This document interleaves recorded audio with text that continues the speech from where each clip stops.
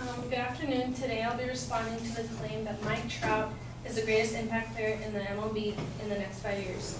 The supporting claims the advocate includes is Mike Trout is already an impact player and Mike Trout has significant growth potential. Let me begin by stating my opponent's claim of a fact is more of a claim of value.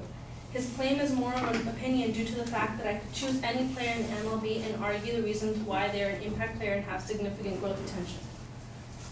The secondary claim that Mike Trout is already an impact player is not a valid point. According to MLB.com, statistics show that Mike Trout is tied for 23rd place along with Ryan Howard from the Philadelphia Phillies in the home run category. In RBIs, runs batted in, he's tied for 27th place, which goes to show he's not even in the top 20. My opponent contradicts himself by only stating statistics on Mike Trout. No information on any other player is provided, in which would allow us to compare Mike Trout to any other player in the MLB.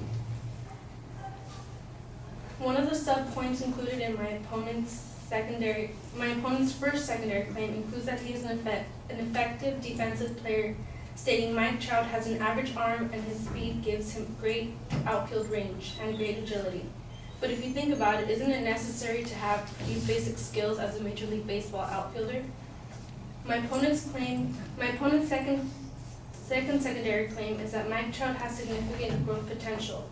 He proceeds to include sub-points on the age of Mike Trout and the average age for rookies. My opponent fails to define what a rookie is. According to the MLB.com, a player shall be considered a rookie unless during a previous season or year or seasons he has exceeded 130 at-bats or 50 innings pitched in the major leagues, or accumulated more than 45 days in active roster of a major league club or clubs during the period of a 25-player limit. The subclaim that Mike Trout is only 22 years old and has an average age. The subclaim that Mike Trout is only 22 years old and the average age for rookies is 24 years old does not serve any purpose because, as stated by the Major League Baseball Association, a rookie is not defined by age. My opponent also argues Mike Trout is still maturing and has not reached a full potential is an invalid source of support. There is no significant proof or evidence that Mike Trout has not reached his full potential. There is no valid method of measuring any athlete's full potential until they decline play. Thank you.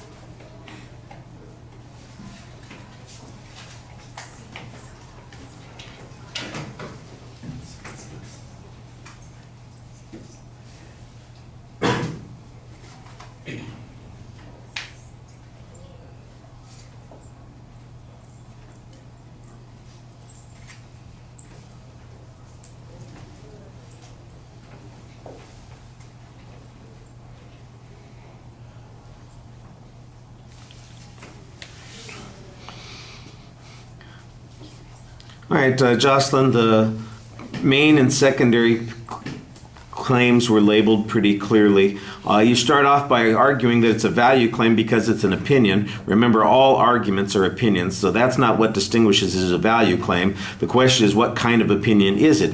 An opinion about somebody's worth, I think, may very well be a value opinion. The question about somebody's potential or the impact that they have, I think that makes it a little bit more fact-based, and I think that that's a challenge that doesn't get you very much in this situation. Now, the argument on the first point about he's already an impact player, I thought that you had some interesting information here suggesting where he stands in relationship to others on some particular stats.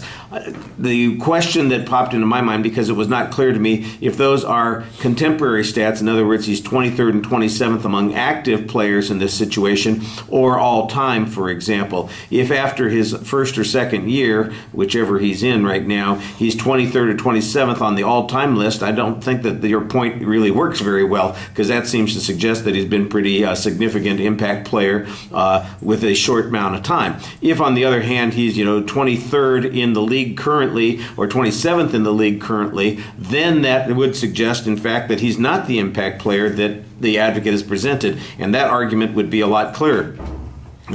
When you say that there's no information on other players in Major League Baseball, that the advocate didn't provide that, I think that's a very valid point.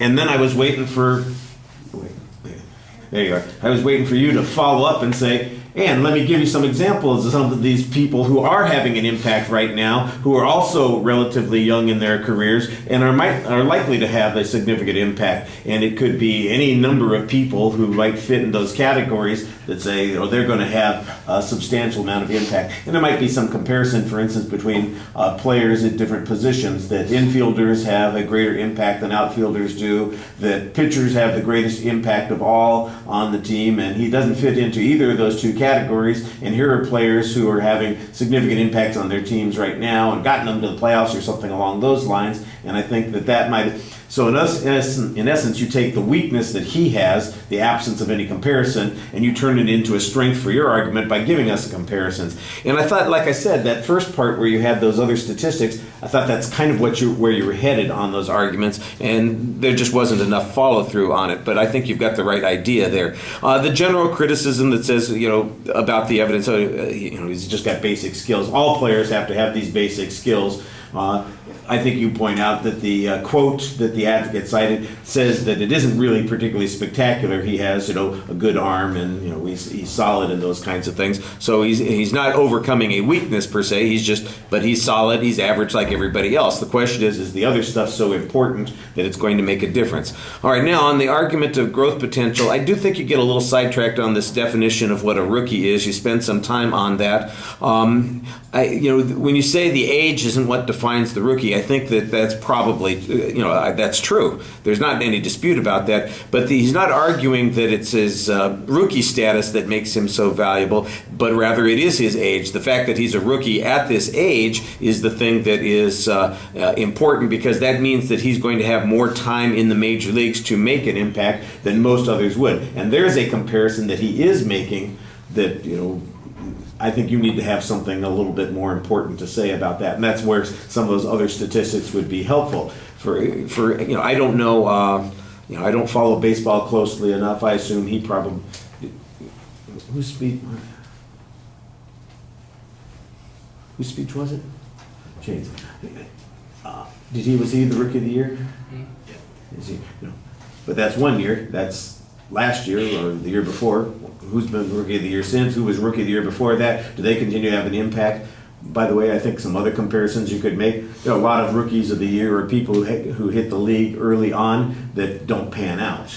They're flash in the pan sorts of things, where they have 2 good seasons at the start of their career and everybody's all hot and bothered about them. But once they settle in, or once they get a big fat contract, for instance, then suddenly they're much less productive than they once were.